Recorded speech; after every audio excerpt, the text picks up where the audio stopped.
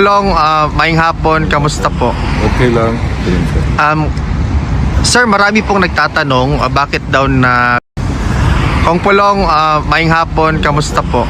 Okay lang. Ayun, sir. Sir, marami pong nagtatanong bakit daw na cancel yung visitation the last 2 days.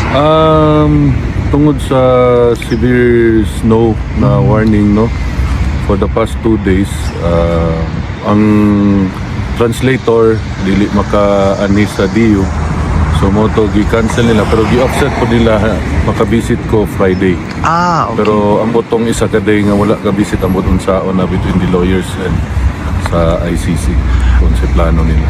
And as far as the former president is concerned, Kong, kamusta po si dating Pangulong Rodrigo? Okay man. Nikaon siya karon. Usa ko na nagsulod, nikaon siya mga 1 PM. Pagsulod ako mapay paghuman po nagkaon. Mura gihapon. Iyahang kuan Fanta Zero karon kay walay stock Coke Zero ana. Pati ito mga chips. Mura niya sige pangutana about sa pagdumala namo sa Davao. Akong gi-inform siya na so far okay man ang para sa ako ambot sa mga taga Davao nga okay man pagpapadagan ni Basti. Sige pangutan nagkinsa daw ang Vice Mayor, anak ko nga ang imuhang apo si Rigo. Kumusta po daw? Anak ko, trabaho as Vice Mayor na unsay normal nga trabaho as Vice Mayor, session, barangay visitation, mga anak. So okay man tanan. Kumusta po siya sa kayong Omar? Dugay mo yung nag-storya pong Omar, balita. Sir, usaping politika lang po. Ano po yung reaksyon ninyo doon sa press conference ni Governor Chavit Singson na kinarakterize ni Yusek Claire Castro na parang a form of inciting to sedition daw, sir?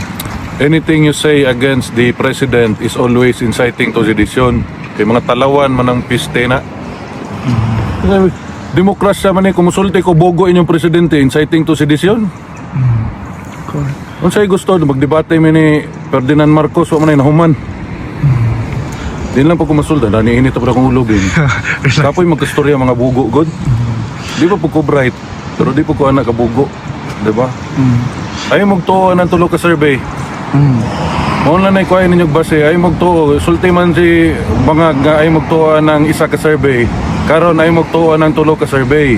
Ayaw pag magtuo nga nangawat sila sa Kabans gobyerno ay magtuo na tanan. Kay ma-inciting to sedition mo.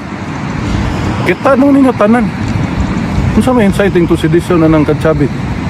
Gi-report niya nga ang ilang ghost project dito si Locos. Moro to kung hibalan ha, ambot og napa siya gisultilain.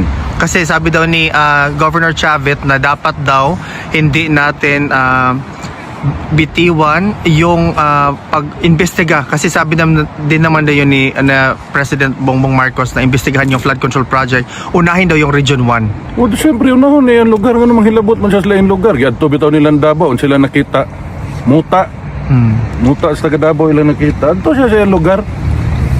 Bao ba sigwa sa kabalog asa ng mga barangay sa lugar kay wa po na dito siguro nagdako na. Patay na yung anak ko na dito nagdako. Sir, just to conclude the short interview, ano yung gusto mo? Sir, ano yung gusto ano yung gusto mong sabihin sa mga kababayan natin? Ha? Opo, sir. Bugdaw na kayo ba? Maugin. Ano yung gusto mong sabihin, sir, sa mga sumusuporta at sumusubaybay pa rin kay, sa kaso ni dating Pangulong Rodrigo Roa Duterte? Salamat sa inyong suporta. Di na mo mabayran pamilya ang inyong gipakita nga pagsuporta sa among amahan ug sa among pamilya, no. I-appeal na lang namo kamo mga Pilipino nga gasuporta sa mga samo ang pag-ampo nga unta tagaan ug maayong panglawas ug nindot nga kaugmaon. Daghang salamat. Maraming salamat, kung mabuhay po kayo. Salamat.